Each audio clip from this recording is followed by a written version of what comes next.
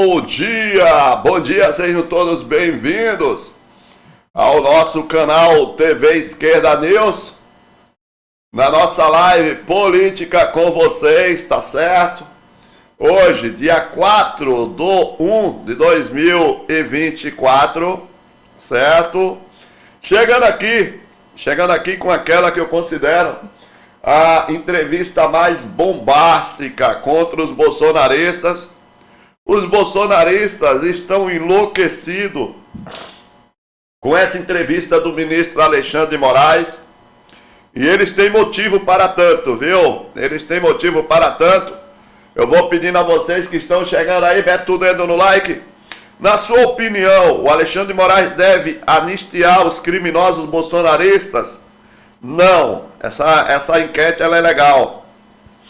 Essa enquete é muito legal por um motivo, né? O bolsonarismo não tem como escapar aqui.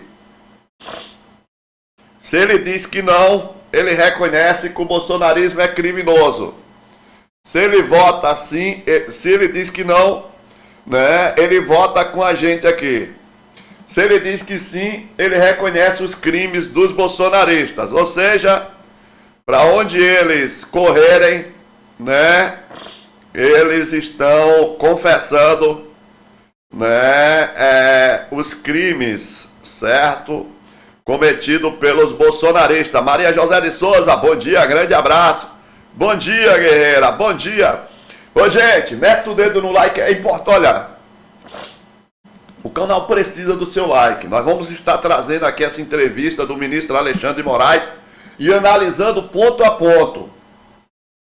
É uma entrevista, Nara Jucá, é uma entrevista que é terrível para os golpistas, para os bolsonaristas, porque ela deixa claro que não haverá, né, não haverá qualquer... Você que está chegando aí, mete o dedo no like, por gentileza. Não haverá qualquer, digamos assim, tipo de anistia, né? E ele faz revelações, né? Ele faz revelações estarrecedoras, revelações que chegam a ser, né, que deixa assim as pessoas decentes desse país, certo, totalmente atônitas com o que a gente, vamos dizer assim, ouviu do ministro Alexandre de Moraes nessa... Você que está chegando aí, mete o dedo no like, por gentileza. Importante demais o like de vocês. Vamos lá.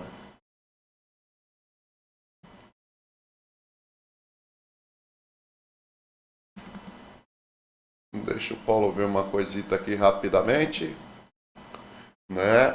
Vamos lá, Nova Francisco, bom dia, Paulo, e a todos amigos da live, bom dia, gente. Queima o like aí, por gentileza, queima o like, você não vai se arrepender.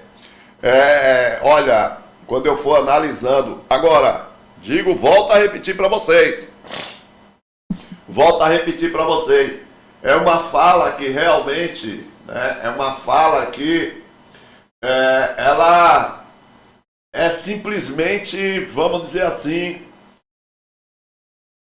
tenho certeza absoluta que todo bolsonarista que ouviu essa entrevista aqui, leu essa entrevista do ministro Alexandre de Moraes, deve estar dizendo, acabou pra gente, né? Tem um ponto na entrevista que eu considero assim o mais impactante, que o ministro, como eu e várias outras pessoas nesse país, nós concordamos, tá certo? É isso aí, nós concordamos que, você que está chegando, mete o dedo no like, por gentileza. Um cara que luta contra a democracia, um cara que quer dar um golpe no país, esse cara não pode, né, continuar na política, certo? E o ministro Alexandre de Moraes fala sobre isso, fala sobre os políticos envolvidos, e ele fala em banimento, né? Ele fala que esses caras, eles precisam ser banidos. E não existe outro caminho. Não existe outro caminho. Nós temos que reconhecer que deixar esses marginais, né, fazendo política é a gente permitir uma nova tentativa de golpe, né? Uma nova tentativa de golpe. Ele fala sobre três, né? Os caras tinham três planos para ele, para o ministro Alexandre de Moraes. Nenhum dos três era bom, viu? Não, não era não, tá certo? Vamos lá, bom dia meu irmão Paulo de Castro, Sinésio Bispo, Nara Jucá todas e todos, ou todos e todas. Bom dia meu parceiro eletricista, vamos embora.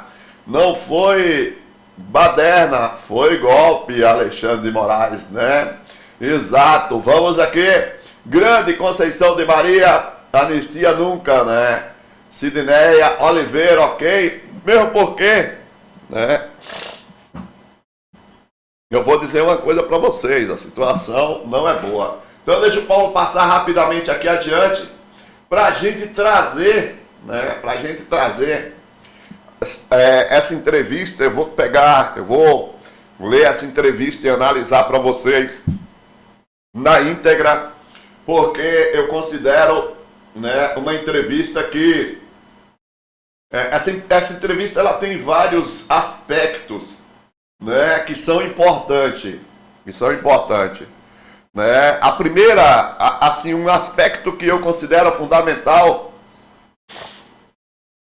é que essa entrevista do ministro Alexandre de Moraes, ela simplesmente sabe aquela narrativa que os bolsonaristas golpistas da CPMI, né, do 8/1 tentaram implementar? Pois é, não surtiu qualquer efeito. Essa entrevista do ministro Alexandre de Moraes deixa claro que tudo que os bolsonaristas tentaram inventar, falaram ou né, engendraram, será, né, ou desenharam naquela CPMI, não teve importância nenhuma. Ele tem todos, né, ele já, as provas, a gente tem que analisar também o que vem fazendo a PGR, porque veja bem, essa entrevista do ministro Alexandre de Moraes, ele fala de algo estarrecedor. Ele fala do uso da ABIN contra, né, o judiciário. Ele fala do uso da ABIN contra ele, certo? Ele deixa claro que a ABIN monitorava para saber os passos dele a serviço dos criminosos, o que é simplesmente estarrecedor, né? Uma agência brasileira de inteligência se juntar a um grupo farsante, a um grupo nazista, a um grupo bolsonarista criminoso de último, né, grau, para monitorar o ministro do STF, né, e planejar inclusive, né, o assassinato do mesmo, certo? Então é uma entrevista que eu vou dizer uma coisa para vocês. Os Malafaia da vida, essa turma toda aí, nesse momento ela está desesperada, porque essa entrevista do ministro Alexandre de Moraes, ela esclareceu, né? Francisco, tem que comprar Coristina D, filhote. A mudança do tempo faz a gente ficar com o nariz assim, cara. Vamos aqui. Grande Zélia Maria, né, de Freitas, grande Zélia Maria de Freitas, tá certo. Alexandre Ramagem, né, esse é outro que tá, né, é isso que eu tô falando, Zélia.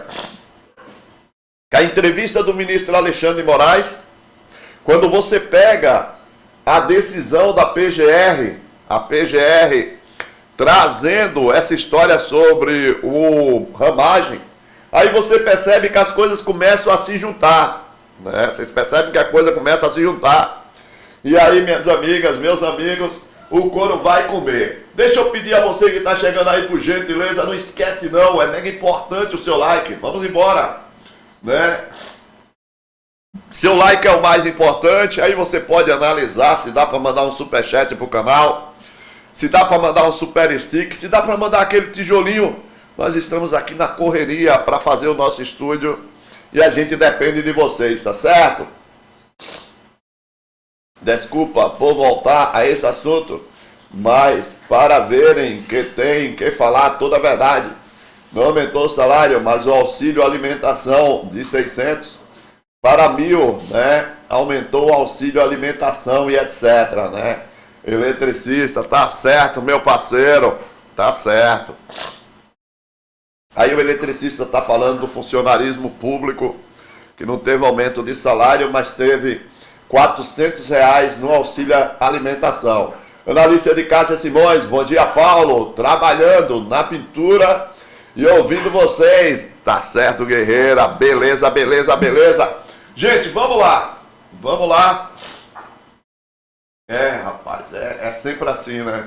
É todo mundo, você vê, o cara, eu fiz o L, mas o Lula isso, né? Todo mundo faz o L achando que o presidente vai resolver tudo de hoje para ontem, né? De hoje para ontem é boa, né? De hoje para amanhã, certo? Eu fiz o L a minha vida toda. E eu sei que o presidente vai fazer o melhor para todos no Brasil. Eu não fico cobrando que o presidente faça o melhor para mim, né? A gente tem que saber que o Brasil é um todo. Quando melhora para todo mundo, quando o presidente segura... Não, aí eu pergunto os caras desse, né? O cara já tem um salário excelente como servidor público. Aí o cara não tem aumento de gasolina, não tem aumento de botijão, não tem aumento de energia, né? Certo? As coisas, a alimentação também não sobe. Quando o governo está fazendo isso, o governo não está fazendo para todo mundo, não. Agora o governo vai fazer o quê? Deixar de dar um aumento real no salário mínimo, que é uma, né?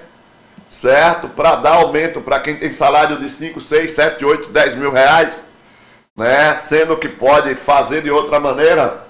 Na hora que o governo conseguir gerar emprego, gerar rendas, aí sim, né? Aí sim, tá certo? Você que tá chegando, mete o dedo no like, por gentileza. Energia tem muito, né? Tem muito. Explique, Sinara. Explica aí o que você tá querendo dizer aí. Você que tá chegando, mete o dedo no like, por gentileza.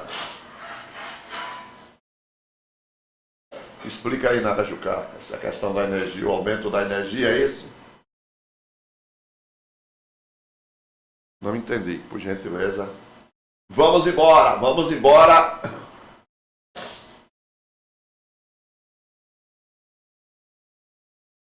Aumento na conta da energia. Aí para vocês, porque aqui pra gente continua praticamente não.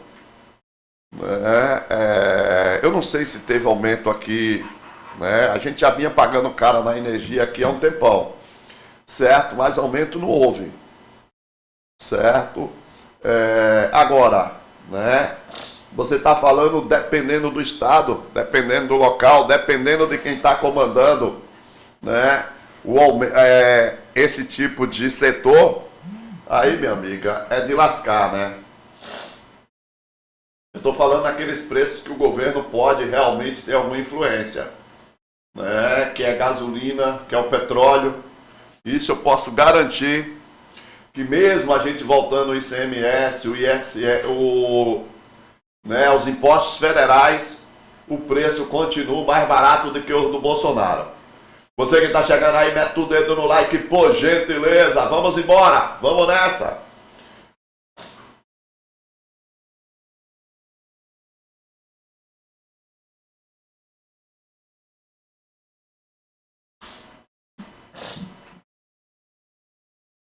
Vamos aqui na Arajucá, vai aumentar aí na onde você mora, né? Analista, segundo a Nara Jucá, já aumentou onde ela mora a energia, né? Depois do Lula já aumentou. Aqui, na minha modesta opinião, continua a mesma coisa. Só que a energia já estava caro, né? A grande realidade é essa. E com esses caras vendendo a Eletrobras, a tendência é o preço subir mesmo, né? A tendência é o preço subir mesmo. Mas vamos ver, vamos ver. Você que está chegando aí, já meteu o dedo no like, por gentileza. Meus amigos, falta passar em 3 grupos para a gente ir aqui, certo? Para essa entrevista que eu considero assim uma das entrevistas mais bombásticas para o bolsonarismo. O bolsonarismo está enlouquecido, está em pânico. Essa entrevista do Moraes, a gente pode garantir assim tranquilamente que ela está levando os bolsonaristas, né, ao pânico total, tá certo? Vamos lá. É até bom a gente tentar descobrir quais os estados, né?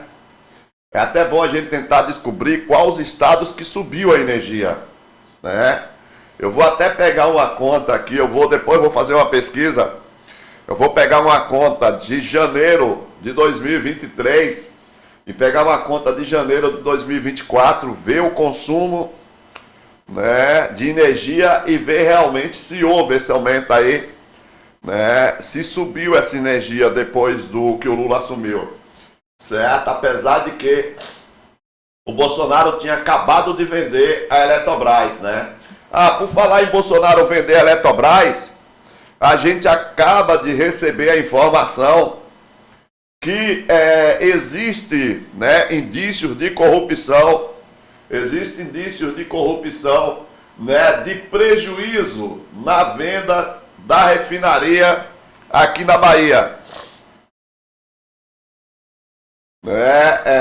Ou seja, o Bolsonaro, segundo as investigações, o Bolsonaro vendeu a refinaria aqui na Bahia abaixo do preço que ela valia. Claro, você vai dizer assim, Paulo, mas isso todo mundo sabia. Mas agora está sendo investigado e os indícios estão vindo à tona, certo? Agora está sendo investigado e os indícios estão vindo à tona. Portanto, não é a mesma coisa, né? Não é a mesma coisa, tá certo? Você que está chegando aí, mete o dedo no like, por gentileza, Paulo. Eu pago energia super barata aqui, graças a Deus. Analice de Cássia Simões, né? Você mora onde, guerreira? Você mora onde? O que eu quero é que a gente depois faça um esforçozinho para a gente ver qual o aumento que teve na energia após o Lula ter assumido, né? E quais os estados que a energia subiu. Bom dia, Paulo. Tá com medo de 8 de janeiro? Já correu para o Rio de Janeiro, né? Quer dizer que você está falando de quem? Do Bolsonaro? Que o Bolsonaro está no Rio de Janeiro, é isso? Ai, né? Ai. Tem um monte de governadores bolsonaristas, né? Que não vão participar do ato, né? Que vai lembrar o golpe, tá certo? Tem um monte que não vão participar. Bom dia, 13. Maria Alice, bom dia. Evanilda Francisca. Gente, vamos direto, eu não vou nem perder tempo aqui. Já passei adiante. Vamos direto à bombástica entrevista do ministro Alexandre de Moraes. E a gente vai analisando ponto a ponto. Tá certo? Porque é realmente uma entrevista que se os bolsonaristas tinham, né? Manuel Filho, boa tarde aqui de Portugal, boa tarde, meu irmão. Se os bolsonaristas tinham alguma esperança de haver anistia, né? Que o ministro Alexandre de Moraes e o pessoal não já sabe quem está por trás, quem incentivou, quem patrocinou. Essa esperança dos bolsonaristas acabou. Vamos fazer o seguinte, vamos lá. Na série de entrevistas, né?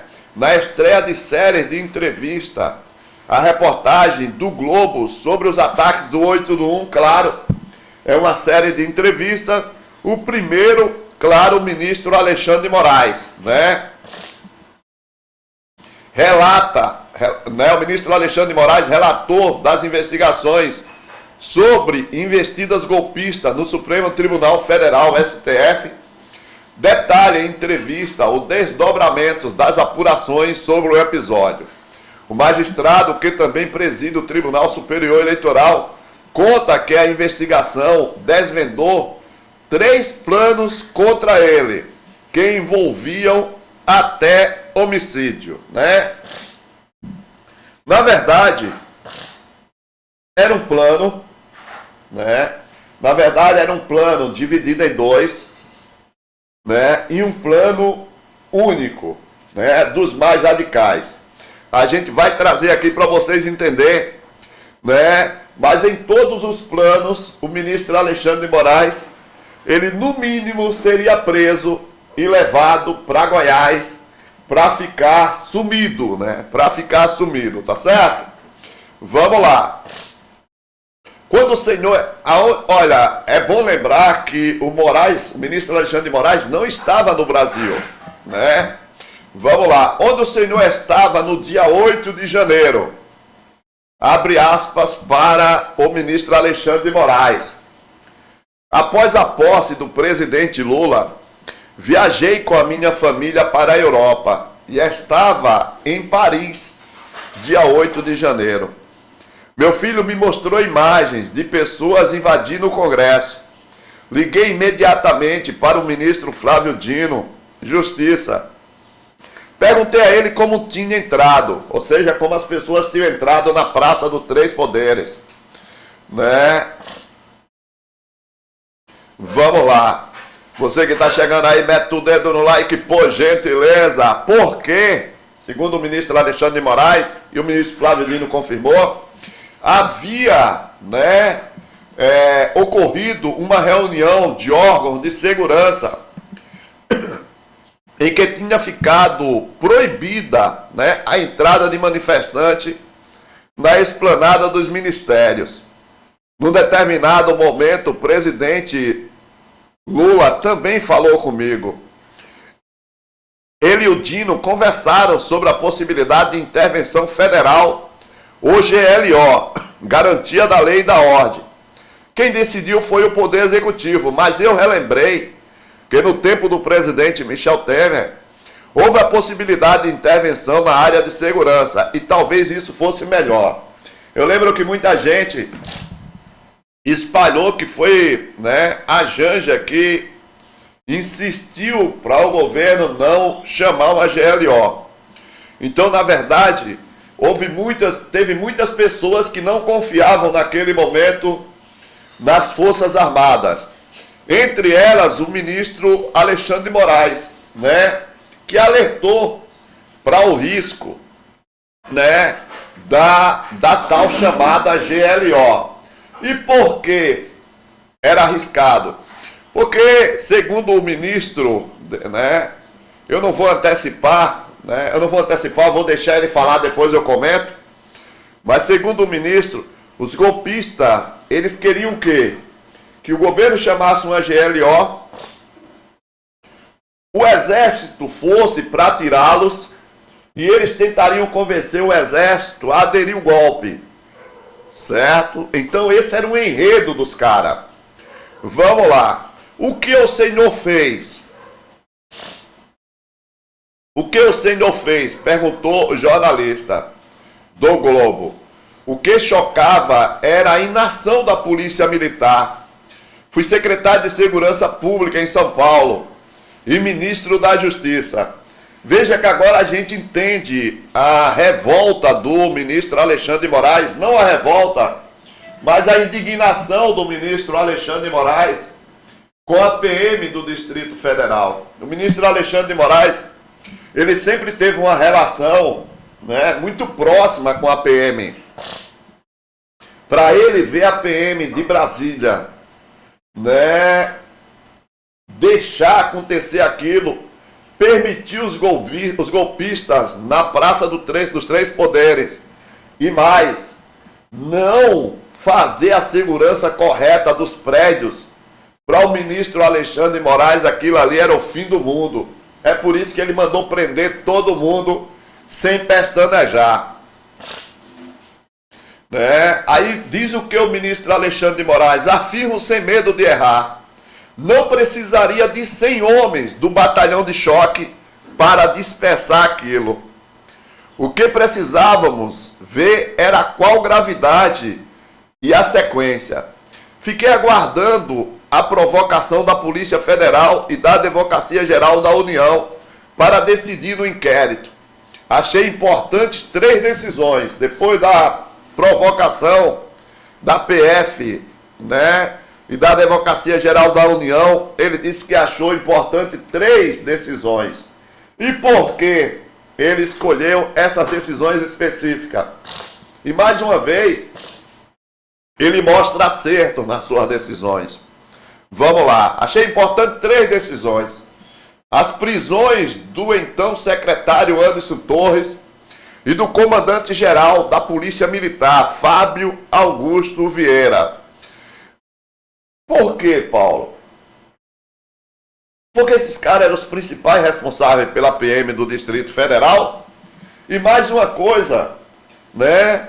O próprio ministro diz isso. Quando ele mandou prender esses caras, independentemente, né, ou independente de qualquer coisa, né, ele estava mandando um recado a todos os secretários de segurança dos estados bolsonaristas e a todos os comandantes. Olha, se vocês tentarem alguma coisa, é cadeia, tá certo? Aí ele diz assim: para evitar o efeito dominó em outros estados, eu me certifiquei que as demais polícias militares estavam tranquilas, mas não podíamos arriscar, ao mesmo tempo, o afastamento do governador Ibanez Rocha, para evitar que pudesse ocorrer algo extremista em outros estados. Exatamente. São decisões sensacionais, porque ó, ele vai lá, pega o secretário, pega o comandante e pega o governador. Qualquer governador do país bolsonarista que tentasse qualquer gracinha, estava em cana, estava sendo afastado. E no caso até seria preso, porque ele já tinha afastado um e não tinha dado certo. No caso, os caras seriam presos. José Rodrigues de Matos, bom dia, Paulo, toda a galera da TV Esquerda News. Não pode ter anistia para golpista, cadeia neles, né? Cadeia neles, exatamente. Vamos aqui.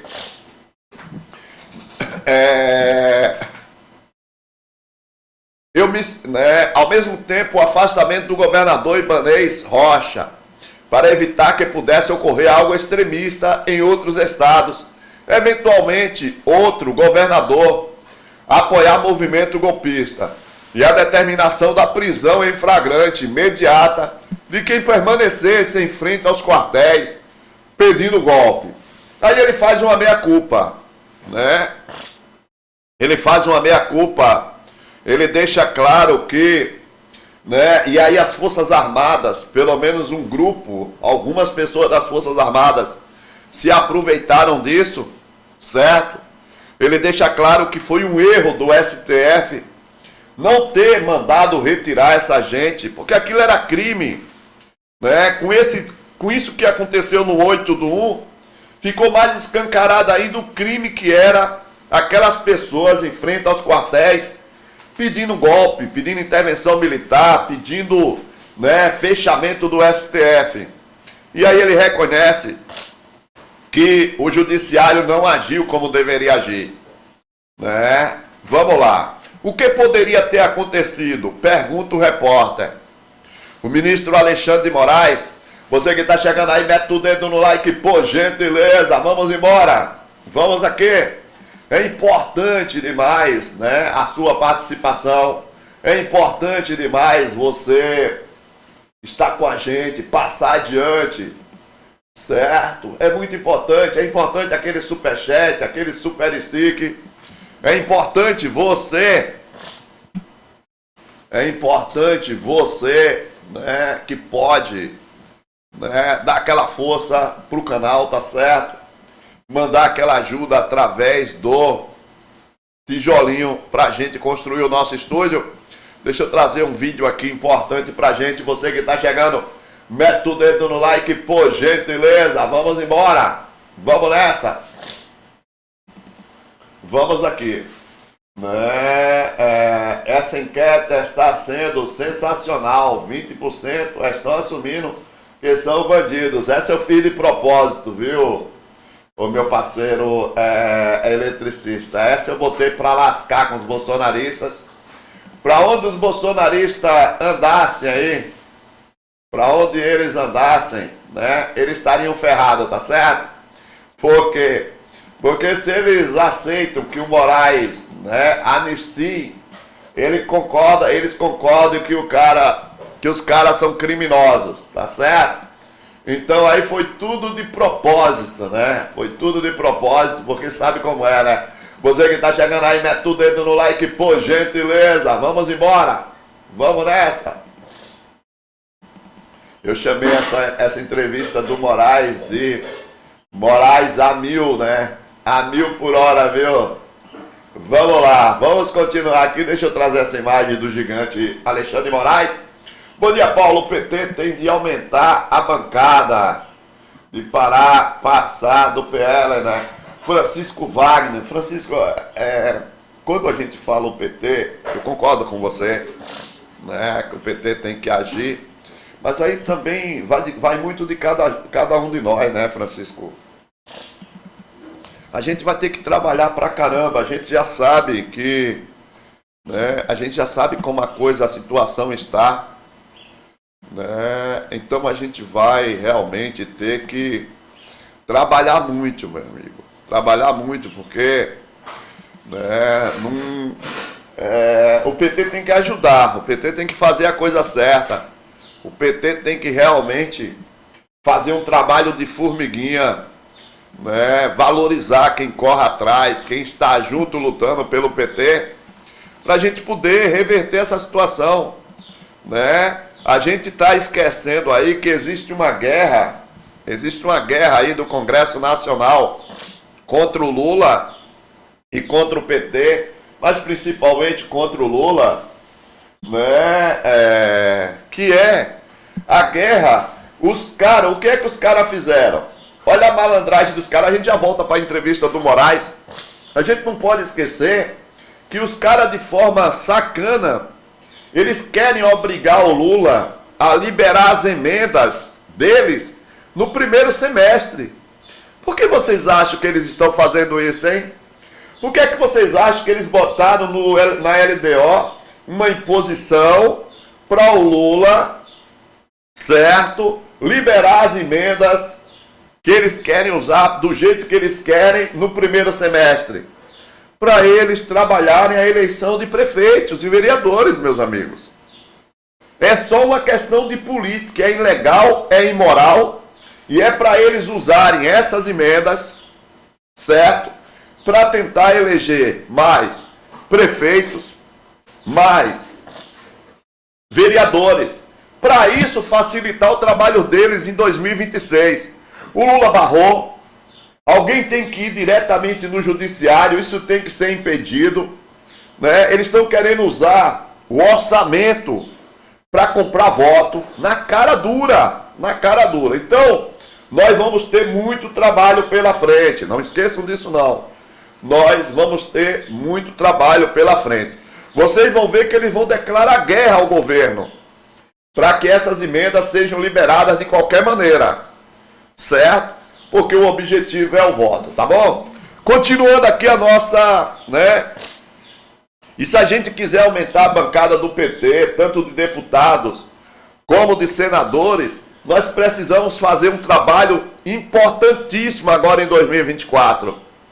Para em 2026 a gente ter condição de pelo menos, a gente precisa de pelo menos 100 deputados federais do PT, gente.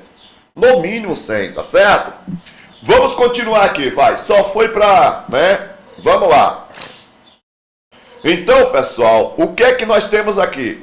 Quando perguntado o que poderia ter acontecido, o ministro diz: se tivéssemos deixado mais pessoas em frente aos quartéis no dia seguinte, poderia gerar mais violência, com mortes e distúrbios civis no país todo. Se não houvesse demonstração clara e inequívoca de que o Supremo Tribunal Federal não iria admitir nenhum tipo de golpe afastaria qualquer governador que aderisse e prenderia os comandantes de eventuais forças públicas que aderissem. Poderíamos ter um efeito dominó que geraria caos no país. Daí as decisões do ministro Alexandre de Moraes de prender toda a cúpula da polícia do DF, a polícia militar do DF, que honestamente, cara, né, o ministro Alexandre de Moraes tem razão.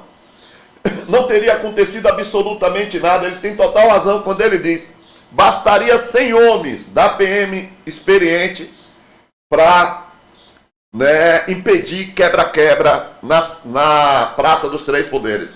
Isso que ele está falando, vejam bem, que o ministro Alexandre de Moraes está falando em você impedir o quebra-quebra, mas a prisão para essa gente já era garantida. Eu só não sei como é que o ministro Alexandre de Moraes não mandou prender o Ibanez. O Ibanez era para ter ficado na cadeia um tempão. Era para ter ficado na cadeia um tempão. Quem permitiu o comando da PM liberar os caras para ir para a Praça dos Três Poderes foi o governador. Como é que o Ibanez hoje é governador de Brasília? Onde é que está a lógica disso? A lógica. Esse cara permitiu um ataque sem precedentes à nossa democracia. Ele foi o grande responsável por deixar aquelas pessoas chegar à Praça dos Três Poderes. Os comandantes erraram, também cometeram crime, mas estão presos. Enquanto isso, o Ibanez está aí governando. Isso é um absurdo, cara. Esse negócio, a impressão que a gente tem é que a política, os políticos, né, eles têm algum tipo de proteção. Como é que você pode proteger um cara desse? Quem foi que permitiu aquelas pessoas irem para a Praça dos Três Poderes? Foi esse canalha que está governando Brasília. Então, apesar da fala do ministro Alexandre de Moraes, fica evidente que ainda existe uma falha residual gigantesca. O Ibanez não era mais para ser governador de Brasília, nem aqui nem na China. Era o exemplo a ser dado. Era o exemplo a ser dado, tá certo? Aí todos os comandantes, beleza, estão presos, todos os caras da polícia, né, e precisariam estar, mas o grande mandante, o cara que determinou as coisas, tá solto. Que lógica é essa? Só porque é da política? Isso é uma safadeza, me desculpe, mas o nome disso é safadeza. Você que está chegando, mete o dedo no like, por gentileza. Vamos embora, Mecânica Bene, né, pessoal? Bom dia. Culpa da bancada do PT ser menor nós mesmo, né? Porque muitos votaram no Lula, né? E também votaram em deputados e senadores contrários, né? É isso aí. Ora, temos que votar de cabo a rabo em todos, né? Em todos. Olha, Mecânica Bene, eu concordo com você, né? Mas caramba, velho. Mas o grande problema, cara, é que nós temos uma deficiência gigantesca. Primeiro, o PT teve que se juntar com muito partido horroroso, né? E as pessoas ficam confusas igual com isso. Depois, o que é que acontece com esses partidos que visam só dinheiro e poder?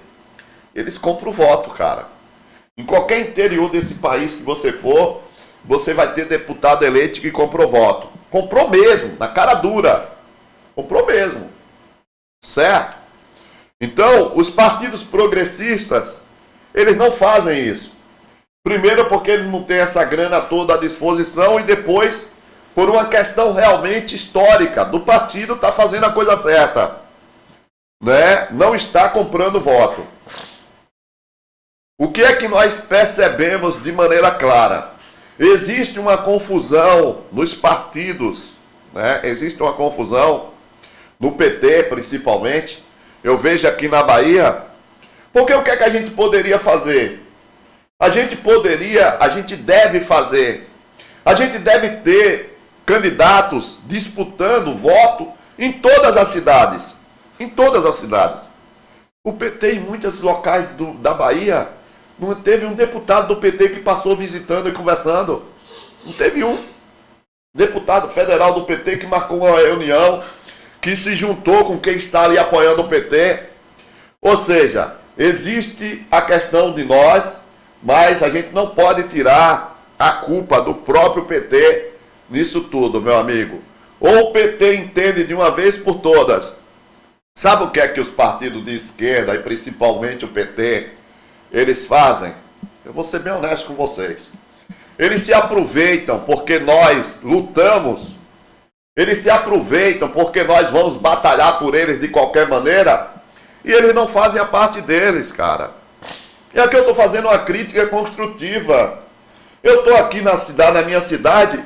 Aqui a gente nunca teve um diretório sequer, um localzinho para um deputado federal do PT vir aqui conversar com o pessoal. Eu nunca tive. Certo? Beleza? Então como é que você quer que a gente eleja deputados federais aqui, né? Se o PT simplesmente abre mão, né? O PT pode estar com outros partidos apoiando, mas deputado federal é outra coisa, senador é outra coisa, é cada um por si, Deus por todos. Certo? Então, o PT erra, bicho. O PT erra pra cacete. Certo? O PT tem que ter um diretóriozinho, o PT tem que ter um localzinho. Quando tiver eleição, em cada cantinho desse país o PT tem que ter um local. Pega uma família lá que apoia o PT, dá uma ajuda e bota essa família para ficar ali distribuindo santinhos, conversando com as pessoas. A gente poderia fazer o quê? Olha, tal dia, o deputado tal do PT, ele não vai poder vir, mas ele vai estar ao vivo com a gente, certo? Em um canal, mandando um abraço para todo mundo. A gente tem uma câmera, que o cara vai receber a imagem de todo mundo aqui na minha cidade, e a gente tem uma câmera que a gente vai estar recebendo a imagem do cara lá.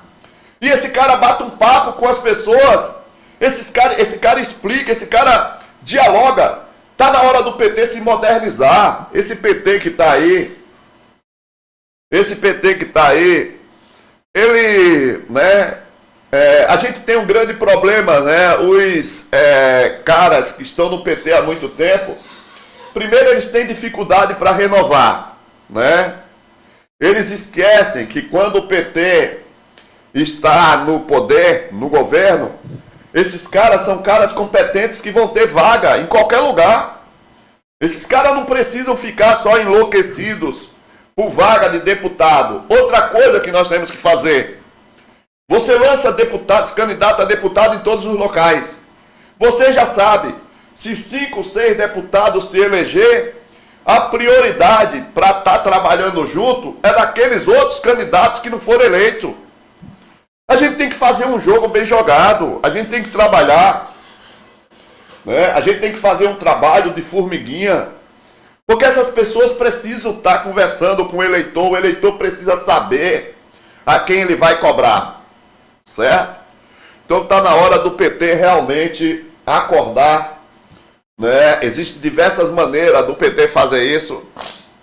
Essa eleição para prefeito aí é um exemplo. Eu espero mesmo, né? Olha, vamos supor, aqui na nossa cidade, eu não sei se a gente vai ter candidato a prefeito. Eu não sei, né? Mas mesmo que a gente não tenha candidato a prefeito, vamos fazer uma grande estrutura para a gente lutar para eleger o maior número de vereadores possível. Vamos trabalhar, vamos colocar um local em cada cidade aqui da nossa região para defender os nossos vereadores, certo? Vamos botar a cara do Lula, vamos botar a cara de quem comanda o PT para fazer a luta, né? Se você acha que não deve ter um candidato a prefeito por uma coligação ou outra, vamos para cima, vamos eleger vereadores e vamos exigir que esses vereadores cumpram o papel deles.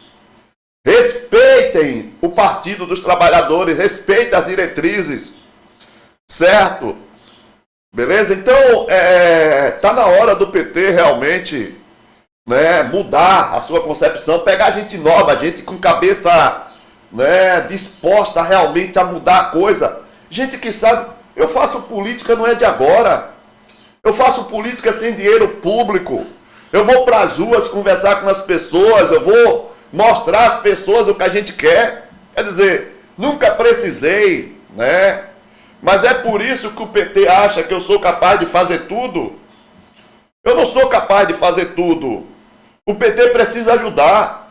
Eu preciso ter um canto para na hora de fazer uma reunião, né, para a hora de conversar com o governador, com o presidente do PT, eu botar as pessoas em um local para elas ouvirem o que o presidente do PT tem para dizer. Certo? A gente tem que fazer o povo entender que o PT é um por todos e todos por um. É isso que nós temos que trabalhar. Certo? Se a gente quiser realmente melhorar a nossa condição de trazer mais pessoas para o nosso lado. Do contrário, fica muito complicado, porque os caras pagam. Nós temos que ter a consciência. Nós não temos dinheiro para comprar voto. E mesmo que a gente tivesse dinheiro, a gente não compraria, porque o nosso negócio não é comprar voto. Mas existe maneira de você incentivar as pessoas sem você comprar o voto. E outro detalhe, vamos ser bem realistas. Se um cara do PSD, se um cara do PP, do PL, né, pega um cara que está numa situação ruim e ele quer comprar o voto do cara, nós temos que dizer para esse cara, na cara dura, eu digo na cara dura: meu chapa, você está cometendo um crime quando recebe o dinheiro. Mas se você receber o dinheiro e você ainda votar nesse cara, aí você está realmente cometendo 2 crimes e um deles é para se lascar. Então, cara, se o filho de uma égua vem lhe oferecer o dinheiro e você está precisando, e você quer pegar, quer cometer essa estupidez, pegue. Mas não vote no desgraçado, porra. Não vote.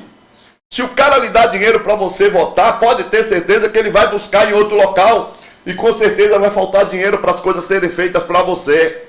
Nós temos que ter esse discernimento. Não adianta a gente ficar aí. Eu vejo a galera do PT, quando eles estão falando sobre política, eles nunca citam a compra de voto que os caras fazem.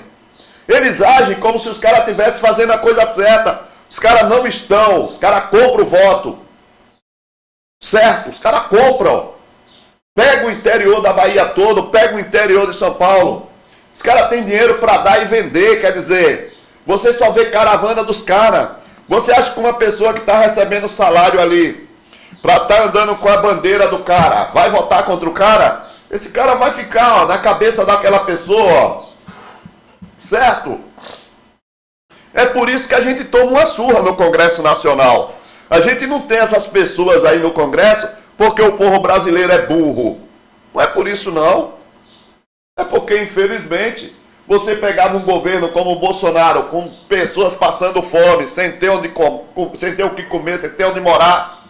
Aí o cara ia lá, oferecia, ó, R$1.000 para você trabalhar aqui comigo na política. Você chamar as pessoas e votar em mim. Quer dizer, você queria que o cara fizesse o quê? O cara já tinha medo do Bolsonaro continuar ganhando, certo? Então, que fique bem claro que a gente precisa mudar demais se a gente quiser realmente reagir aos marginais da política, né? Principalmente esses que estão no Congresso Nacional aí. Ô, gente, vamos meter o dedo no like, por gentileza. Você que está chegando, não esquece não. Continuando aqui, nós estamos trazendo e analisando para vocês essa entrevista do ministro Alexandre de Moraes, que é bombástica, é uma entrevista que aterroriza os golpistas, é uma entrevista que não deixa dúvida, não vai ficar pedra sobre pedra, tá certo? Né? Gleisi Hoffmann vai fazer algo com o partido, vai achar uma saída para tudo. Ela é inteligentíssima, grande Dirceu de Zatinic, né? Vamos lá. Não fechou igreja, vamos aqui, você que está chegando, Paulo, você nem precisa explicar, você sempre foi verdadeiro, Dirceu de Zatinic. Vamos nessa, galera, vamos embora, vamos passar adiante aí, olha. Aí, resultado, né, ô Dirceu, olha o que nós temos aqui. É impressionante. Eu aqui, eu estou exposto ao tempo. Quando o tempo muda, meu organismo já muda, porque eu estou no local, né, que se esquenta, esquenta, se esfria, esfria. Aí eu não tenho uma temperatura controlada. Vamos lá. Olha, havia os acampamentos nos quartéis e outros episódios de violência, como a tentativa de atentado, né, à bomba nos arredores do aeroporto de Brasília. Era possível prever o que houve? Essa aqui, o ministro Alexandre de Moraes, ele vai bem, ele reconhece, porque isso aqui foi a maior vergonha que esse país já passou, né? Os caras estão num acampamento protegido de certa forma pelos militares. Esses caras saem desse acampamento e vão aterrorizar, vão explodir bomba, tentar explodir bomba. Esses caras saem desse acampamento, vão incendiar carros, vão tentar invadir a Polícia Federal e ninguém tomou uma providência para tirar os caras. Tava na cara que ia dar no que deu, né? Tava na cara, tá certo? Vamos lá. Olha o que diz o ministro Alexandre de Moraes. Foi um erro muito grande das autoridades deixar, durante o ano passado, aquelas pessoas permanecerem na frente dos quartéis. Isso é crime e agora não há mais dúvida disso. Então ele mesmo reconhece que houve um grande erro, né? Isso é crime e agora não há mais dúvida disso. O Supremo Tribunal Federal recebeu mais de 1.200 denúncias contra quem estava ocupando e pedindo golpe, tortura e perseguição de adversários políticos. E nada foi feito, né? Ele só faltou dizer isso. Vamos lá. No dia do segundo turno, também tivemos os problemas graves, né? Com a Polícia Rodoviária Federal, objeto de inquérito, que ele também não esquece, certo? Que inclusive gerou a prisão do ex-diretor Silvinei Vasquez. Houve a greve dos caminhoneiros tentando parar o país.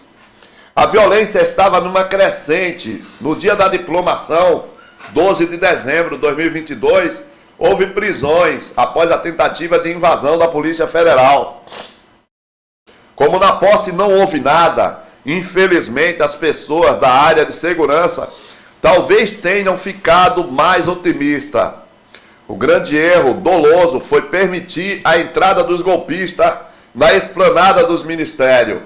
O 8 de janeiro foi o ápice do movimento, a tentativa final de se reverter o resultado legítimo das urnas, né?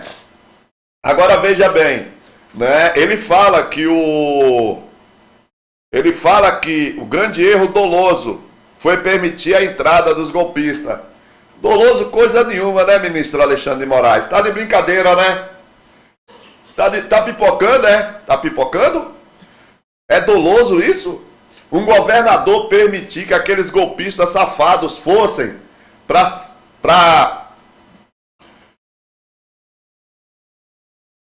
descessem, né? Descessem para a área ali dos três poderes. Isso é doloso, meu amigo. Quer dizer, qualquer um idiota, qualquer menino de 5 anos saberia que esses caras, tendo acesso àquela região dos três poderes, eles iriam tentar invadir.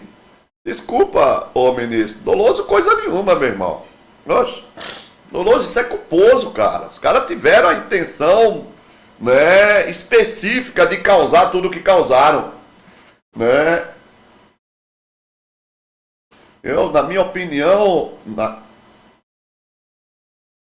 eu acho culposo, viu, Nara? Eu acho que foi culpa. Ali, eles sabiam o que ia acontecer. Doloso é quando você, por exemplo, doloso era você achar realmente que os caras iriam lá para a área dos três poderes, mas você achar que realmente não iria acontecer nada. Você diz, olha, eu deixei. E, na minha opinião, eles sabiam o que ia acontecer. Na minha opinião, eles permitiram os caras irem já sabendo o que iria acontecer. Aliás, tem uma coisa que prova isso, né? Quando eles liberaram os caras para irem lá, né, para a área dos Três Poderes, eles sequer botaram polícia para proteger a sede dos Três Poderes. Ou seja, eles fizeram de maneira culposa, eles sabiam, eles incentivaram aquilo que ia acontecer. Tá certo? Eles incentivaram. Então, na minha opinião, não é dolo, é culpa. Eles têm culpa em tudo isso. Eles decidiram sabendo o que iria acontecer, né? Uma coisa dolo é você pegar um carro, você faz um monte de merda em um carro, aí o cara vai dizer, tudo bem, o cara assumiu a culpa de acidente, mas o acidente também poderia matá-lo, né? Nesse caso não, nesse caso na minha opinião foi culposo. Eles tinham a intenção de ver a sede dos Três Poderes invadido, certo? E na minha opinião a culpa maior, né? Quem assumiu essa culpa foi o governador ao permitir que essa gente descesse, certo, para a área da sede dos Três Poderes, tá certo? Beleza? Eu sei, gente, é que doloso, você faz, você deixa, mas você não tem, vamos dizer assim, é como se ele estivesse fazendo uma coisa pela metade. Bom dia, Paulo, bom dia, pessoal, vamos que vamos. Eu sei o que vocês estão falando, gente, mas diferente de vocês, eu acho que foi culposo. Vocês acham que foi doloso, houve o dolo, claro que houve o dolo, mas na minha opinião, o dolo, né, não só foi, é o que eu já falei aqui para você. Se você pega um carro para dirigir e sai por aí fazendo coisa que não deve, você sabe muito bem que você pode causar um acidente. Antes, isso era considerado doloso, né? Certo? Isso era considerado dolo. Ou eu estou confundindo, Nara? Ou eu estou confundindo? Não, eu posso estar confundindo, gente, as duas coisas, tá?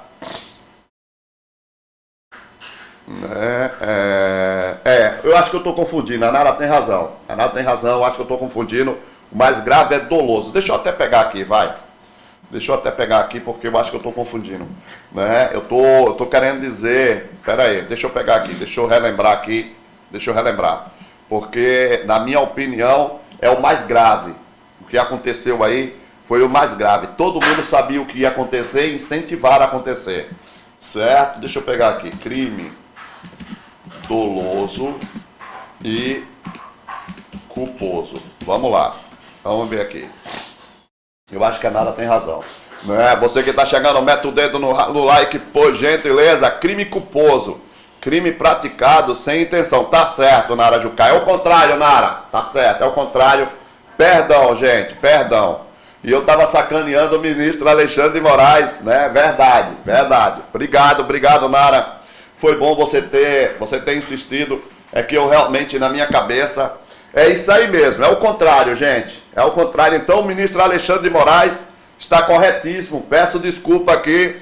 É isso aí. O crime foi doloso. O culposo, né, é crime praticado sem a intenção. Aí é um crime culposo. Eu estava confundindo as coisas. Peço perdão a vocês. Eu estava confundindo, tá? O crime com intenção, né, é o doloso. Ou seja, havia intenção. Então, é isso aí. Desculpa, mais uma vez, eu estava confundindo as coisas. Eu estava levando em consideração, eu estava invertendo as coisas. Mas o ministro Alexandre de Moraes está certíssimo quando ele considera o grande erro doloso, né, que é aquele que você tem a intenção. Nara, obrigado, Nara. Foi permitir a entrada dos golpistas na esplanada dos ministérios, né, no 8 de janeiro. Eu estava achando que a Nara estava discordando, porque eu estava, na verdade, fazendo confusão. Eu achei que eles estavam defendendo ela e o ministro Alexandre de Moraes, o crime culposo, sem a intenção. Por isso que eu estava criticando. Obrigado, Nara, perdão e desculpa, guerreira. Tá certo? Eu estava achando que vocês estavam passando um pouco pano para os caras. Na verdade, eu é que estava, né, errado. Eu é que estava usando, né, a coisa errada, tá certo? Então o ministro Alexandre de Moraes está certíssimo, né? Então ele diz aqui, o grande erro doloso foi permitir a entrada dos golpistas na esplanada do Ministério. E aqui é pior ainda, né, Nara? Porque veja bem, olha que coisa sensacional. Olha que coisa sensacional. Se o ministro Alexandre de Moraes está dizendo que o crime foi doloso e o governador era o ibanês, o que é que o governador está fazendo ainda governando Brasília, Nara? Vocês entendem? Vocês entendem? Você que está chegando, mete o dedo no like, por gentileza. Vocês entendem como é inexplicável o ibanês está governando Brasília ainda? Vocês percebem como o negócio é? Né? Pelo menos esse cara não deveria estar no cargo mais.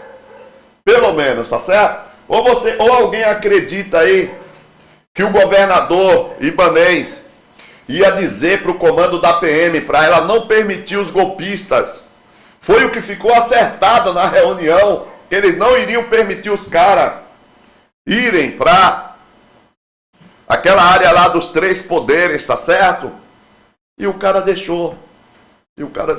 Tá certo? Então, cara, é inacreditável. Então eu não entendo como o ibanês, tá certo, ainda governa, né, Brasília, tá certo?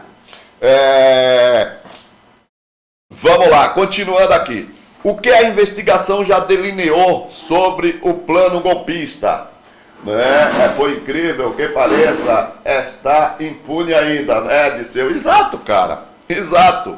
Né? Sendo que o próprio ministro, relator do caso, confessa o que está acontecendo, né?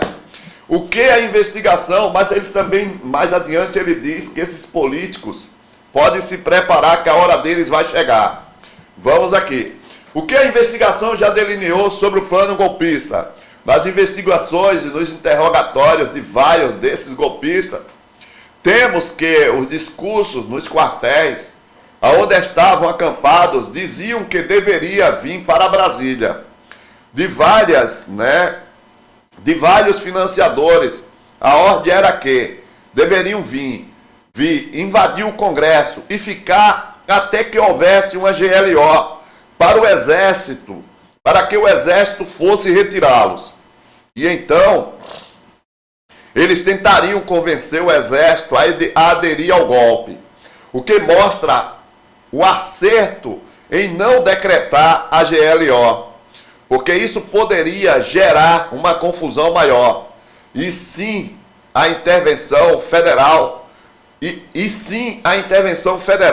não que o Exército fosse aderir, pois em nenhum momento a instituição flertou com a ideia, ou flertou, né, em que pese algum dos seus integrantes terem atuado, e todos eles, olha isso aqui, ó, olha isso aqui que sensacional, em que pese algum dos seus integrantes terem atuado, e todos eles estão sendo investigados. Ou seja, o ministro Alexandre de Moraes manda avisar também para esses picaretas, golpistas do Exército, que a coisa ainda vai pegar para o lado deles. Tá certo? Vamos lá, parabéns para o doutor Alexandre de Moraes, que Deus, né, lhe abrace com toda a sua família. Grande Emanuel Pereira, bom dia, guerreiro, de seu Zatinic. Vamos aqui, Sinésio Bispo, a CPF ela é privada, né, eletricista. A única que ainda é estatal é a CEMIG de Minas Gerais, tá certo? Vamos lá. Alberico Santos de Araújo, vice de Ibanez, tem tanto medo da coisa virar que nem quis permanecer no cargo, né? Então, João Batista Martins, sem anistia a todos os criminosos. Vamos aqui. Ô, gente, continuando aqui. Então, ó, vejam vocês. Foi assim, né? Foi fundamental, né, não ter colocado o Exército para cuidar dessas coisas. Né? Foi fundamental, porque a gente viu aquele cara lá do Exército tentando proteger os golpistas dentro do Congresso Nacional. A gente viu os caras tentando proteger os golpistas. Imagine vocês se o Exército não permitisse a PM entrar. Porque se vocês chamam a GLO, a PM não entra. Né? Olha o inferno que seria, né? olha o inferno que seria. Não, foi a coisa acertadíssima, não botar os caras nessa jogada. Os executores já foram condenados e os financiadores estão sendo denunciados. E há outras linhas de apuração, de participação de militares e dos autores intelectuais. Até onde a investigação vai chegar? Mais uma pergunta para o ministro Alexandre de Moraes. E aí vem mais uma resposta impressionante. Não há limite. Todos aqueles que tiveram a responsabilidade comprovada após o devido processo legal serão responsabilizados. Certo? Serão responsabilizados. É possível chegar aos autores intelectuais? Já se chegou a alguns financiadores, divulgadores e instigadores. Ou seja, né, obviamente é possível chegar aos organizadores, inclusive intelectuais. Em menos de um ano, já temos mais de 30 condenados pelo plenário do Supremo Tribunal Federal. Não poderíamos deixar que aqueles que tentaram romper com a democracia no Brasil continuassem achando que uma eventual impunidade pudesse encorajá-los a tentar novamente. Certo? Vamos nessa.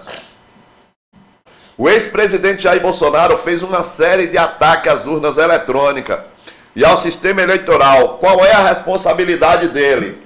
Essa pergunta aqui eu não tinha visto a resposta ainda, viu? Eu confesso a vocês que eu não tinha visto a resposta ainda. Vamos ver qual foi a resposta? Eu acho que o ministro Alexandre de Moraes não vai poder dizer nada a respeito, né? Porque ele, afinal de contas, ele pode julgar o Bolsonaro a qualquer momento. Se ele falar, eu não vi ainda a resposta, muito provavelmente será uma resposta de modo geral, né? Ele não vai entrar em detalhes. Vamos ver o que é que ele diz. Todas as pessoas sobre as quais a Polícia Federal encontrar indícios serão investigadas, desde os executores até eventuais políticos. Mas isso é a investigação que vai demonstrar. Foi esperto dizendo para vocês? É claro, né? Ele não poderia se pronunciar a respeito específico do Bolsonaro, né? Beleza? Qual foi a influência das plataformas no 8 de janeiro? Aqui nós já sabemos o que o ministro acha, tá certo? Ele acha que as plataformas tiveram uma influência terrível, né? Porque se não fosse permitido os caras escreverem qualquer coisa nas plataformas, passar adiante, muito provavelmente essas pessoas não teriam ido, né, à Praça dos Três Poderes cometer esse crime asqueroso, tá certo? O senhor foi alvo desse discurso de ódio e se deparou na investigação com planos para prendê-lo, né? Aí o cara pergunta, né? O cara afirma, na verdade, o repórter nem perguntou, ele afirmou. E aí o ministro Alexandre de Moraes, abre aspas, eram 3 planos, né? Na verdade eram 2, né? Não, deixa ele mesmo falar, vai. Né? O primeiro previa que as forças especiais do Exército me prenderiam em um domingo e me levariam para Goiânia. No segundo, se livrariam do corpo no meio do caminho para Goiânia. Aí não seria propriamente uma prisão, mas um homicídio. Ou seja, na verdade era um plano só. Primeiro era prender para levar para Goiânia.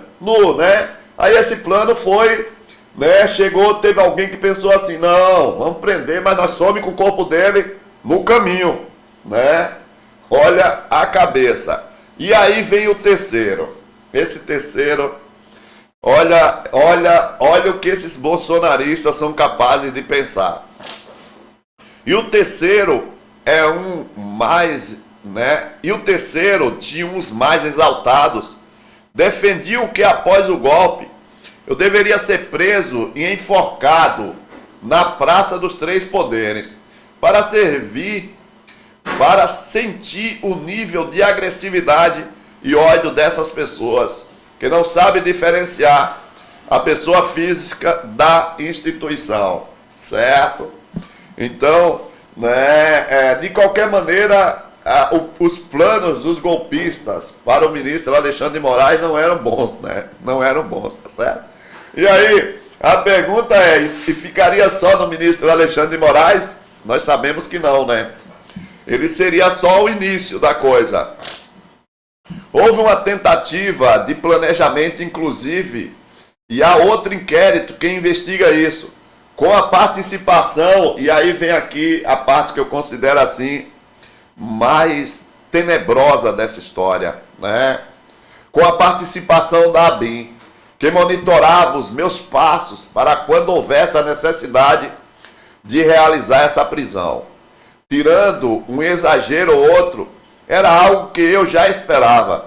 Não poderia esperar de golpistas criminosos que não tivesse pretendendo algo nesse sentido. Mantive a tranquilidade, tenho muito processo para perder tempo com isso. E nada disso ocorreu, então está tudo bem, né? Mas aqui eu chamo a atenção. Ô, gente, mete o dedo no like aí, meus amigos. É importante demais. Vamos lá, arrebenta o dedo no like. Mas aqui eu chamo a atenção para uma coisa que é importante, né? Os golpistas, eles teriam um trabalho dos diabos, né? Por quê? Porque, querendo ou não querendo, o ministro Alexandre de Moraes não estava no Brasil. O ministro Alexandre de Moraes, naquele momento, estava em Paris, ou seja, ele ia poder, né, comandar de lá a reação dos brasileiros a esses infelizes golpistas, né? Ele iria poder, se caso precisasse mesmo, né, ficou muito mais fácil para ele tomar todas as decisões, mandar prender, né, quem deveria ser preso, estando lá em Paris, tá certo? Vamos lá. O senhor precisou reforçar a sua própria segurança, né? Ela continua a mesma desde o momento em que eu assumi a Secretaria de Segurança Pública de São Paulo em 2014. Eu já recebi ameaça da criminalidade organizada. O esquema é o mesmo, há quase 9 anos. Em relação à minha família, aumentei a segurança. Esses golpistas são extremamente corajosos virtualmente. E muitos covardes pessoalmente. Olha o ministro Alexandre de Moraes desenhando os vagabundos, né? Desenhando os vagabundos. Então, chegam muitas ameaças, principalmente contra minhas filhas, porque até nisso eles são misóginos. Preferem ameaçar as meninas e sempre com mensagens de cunho sexual. É um povo doente. Olha que coisa terrível, cara. Olha porque eu estou dizendo para vocês que essa entrevista ela é assim, simplesmente destruidora para esse mundo bolsonarista, né? É destruidora. Vamos lá. Há críticas em relação às prisões feitas no dia 8 de janeiro. São justas? Aqui o repórter perguntou. Ele responde: nunca vi alguém preso achar que a sua prisão é justa. Analiso as críticas construtivas, mas ignoro as destrutivas. Nenhum desses golpistas defende que alguém que furtou o notebook não possa ser preso. E eles que atentaram contra a democracia não podem? Os presos são de classe média, principalmente do interior, e acham que a prisão é só para os pobres. A justiça tem que ser igual para todos. Olha, né? É sensacional. Isso aqui é impressionante, sabe por quê? Porque as pessoas que mais se meteram a defender esse golpe criminoso, vocês querem apostar comigo, Nara Jucá, que se for feita uma investigação mais aprofundada, 90% desses caras que estavam junto com Bolsonaro querendo dar golpe eram golpistas. Vocês querem apostar? Eu digo golpista no sentido de roubo. Você quer apostar que 90% desses caras só negam impostos, né? São capazes de pagar propina para não tomar multa? Vocês querem apostar nisso? E tudo isso de classe média. Isso aqui me lembra muito o interior de São Paulo. O interior de São Paulo é muito isso, né? aqueles caras que tem uma empresa, aqueles caras a mais, que tem uma condição a mais, eles acham que eles não precisam ser presos. Eles sonegam impostos na cara dura e acham que não é crime. Mas se alguém roubar um sabonete numa loja deles, aí tem que ser preso pro resto da vida. O ministro Alexandre de Moraes, mais uma vez, arrebentou, né? Vamos lá, olha o que ele diz aqui, essa aqui é sensacional, né? Olha, nunca vi alguém preso achar que a sua prisão é justa. Analiso as críticas construtivas, mas ignoro as destrutivas. Nenhum desses golpistas defende que alguém que furtou um notebook não possa ser preso. Veja que ele nem usou celular, né? Ele usou notebook, justamente para fugir da narrativa dos golpistas, né? E eles que atentaram contra a democracia não podem, ou seja, não podem ser presos. Os presos são de classe média, principalmente do interior, e acham que a prisão é só para os pobres. A justiça tem que ser igual para todos. Matou a pau. O ministro Alexandre de Moraes aqui nessa parte, ele desenhou os criminosos da classe média desse país. Essa gente arrogante, metida besta, que se acha no direito, né, de roubar, de sonegar, né, para comprar carrões, não paga impostos para comprar carrões, para levar os filhos para Disney, tá certo? E acha que o brasileiro pobre tem que trabalhar para sustentá-los, né? A gente tem que dizer isso com todas as letras, porque o Brasil precisa resolver esse problema para evoluir. Não, então quanto mais gente desse tipo vai para a cadeia, o Brasil precisa de uma lei, né? O Brasil precisa de uma grande ação investigativa para prender todo o sonegador de imposto desse país. No dia que isso acontecer, 50% dessa turma de classe média, principalmente dos interiores, né? Principalmente do interior de São Paulo, da região sul desse país, tudo em cana. Tudo em cana. São ladrões de impostos do povo brasileiro. Sonegam na cara dura. Sonegam na cara dura. Tá certo? Então são ladrões. Mas se acham, né, inalcançáveis. Tá certo? Bom dia, Paulo. A prisão de Bolsonaro tem que ser a mais exemplar. Para que os demais sintam, sentir o drama, né, Edísio Cruz? Então, meu parceiro, vem. Paulo, você acha que a prisão do Bolsonaro vem? Vem, pode ter certeza, só uma questão de tempo, né? Vamos lá, os críticos também dizem que as penas aos primeiros condenados foram altas. Vamos ver o que o ministro fala sobre isso. Quem faz a pena não é o Supremo Tribunal Federal, é o legislador. O Congresso aprovou uma legislação substituindo a Lei de Segurança Nacional, exatamente para impedir qualquer tentativa de golpe. Se as penas máximas fossem aplicadas em todos os cinco crimes, pegariam mais de 50 anos, mas pegaram 17 no máximo. Se não quisessem ser condenados, não praticassem nenhum crime. Cara, ele tá realmente, né? Ele tá inacreditavelmente, rapaz, seguro do que está fazendo. Presta atenção, a gente tem que repetir essa pergunta, essa resposta, cara. Olha o que o cara diz. Primeiro, quem faz a pena é o Supremo Tribunal Federal. Não, desculpa. Quem faz a pena não é o Supremo Tribunal Federal. É o legislador, exatamente. O Congresso aprovou uma legislação substituindo a Lei de Segurança Nacional exatamente para impedir qualquer tentativa de golpe. Lembro a vocês aqui, meus amigos e minhas amigas, que quando esse Congresso... Foi esse mesmo Congresso que está aí que aprovou isso, viu? Foi esse mesmo Congresso. Sabe por que esse Congresso aprovou isso? Porque eles pensavam em usar e sair contra a esquerda.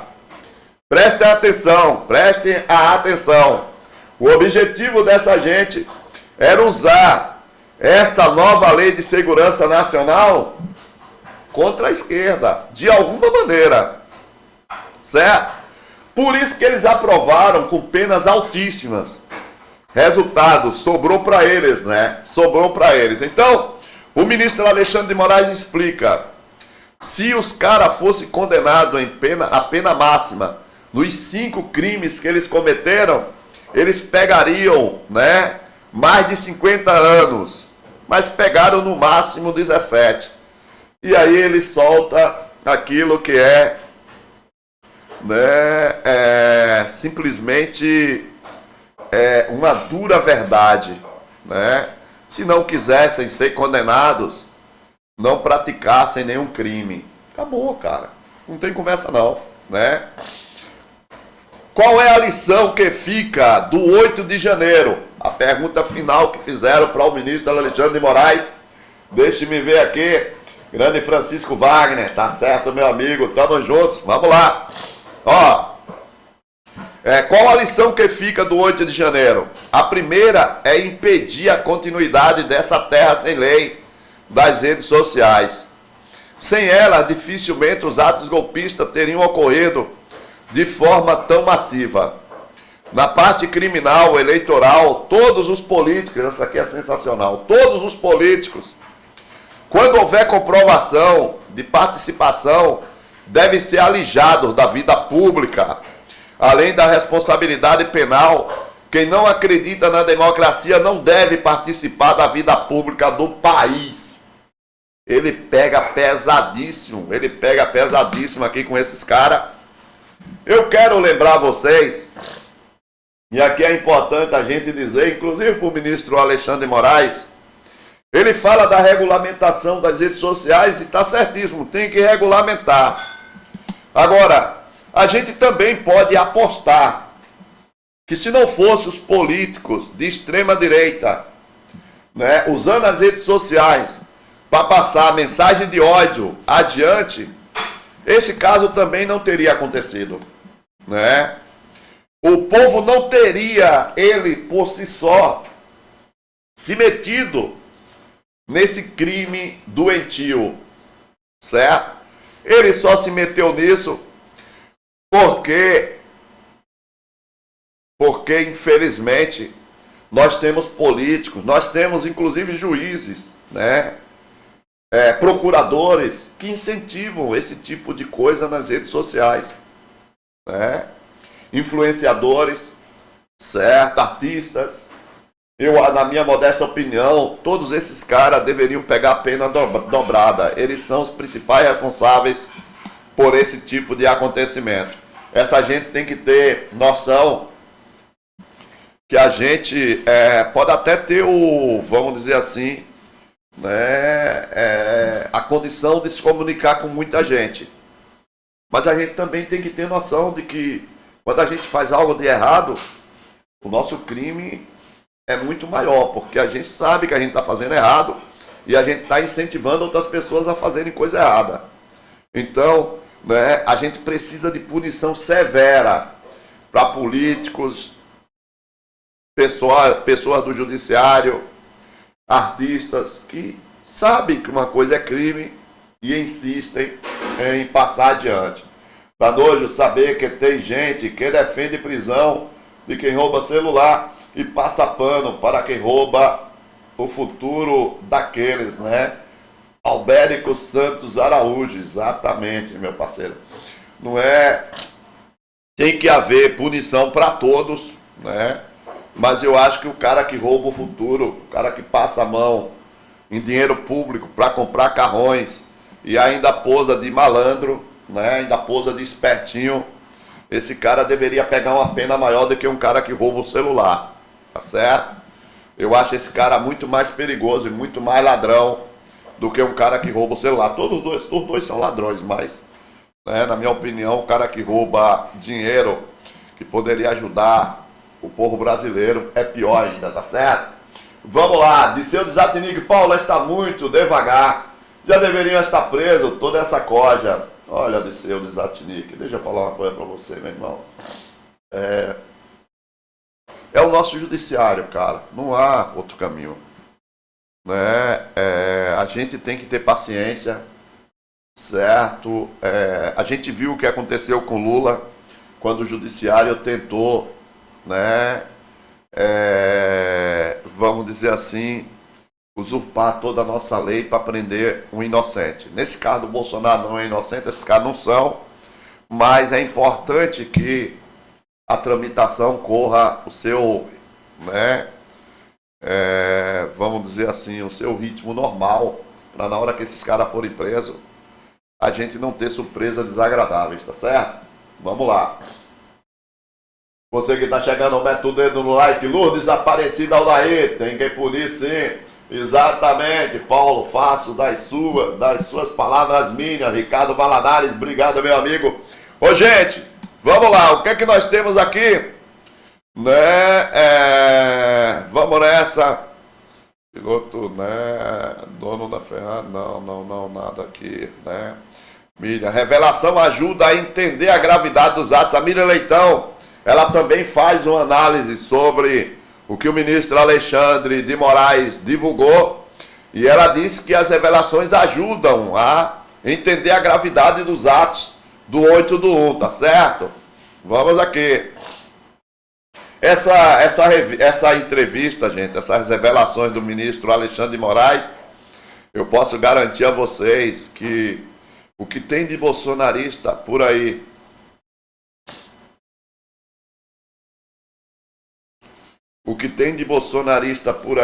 né, com diarreia nesse momento, né, eu posso garantir a vocês que essas informações do ministro Alexandre de Moraes, ela serve assim para deixar claro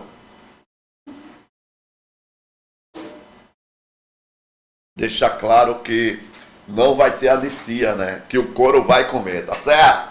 Que o couro vai comer. Meus amigos, nós vamos ficando por aqui. Eu quero agradecer a todos vocês, Eu, honestamente, tem vários assuntos aqui, mas eu acho que essa entrevista do ministro Alexandre de Moraes, ela é tão gigantesca, ela é tão poderosa.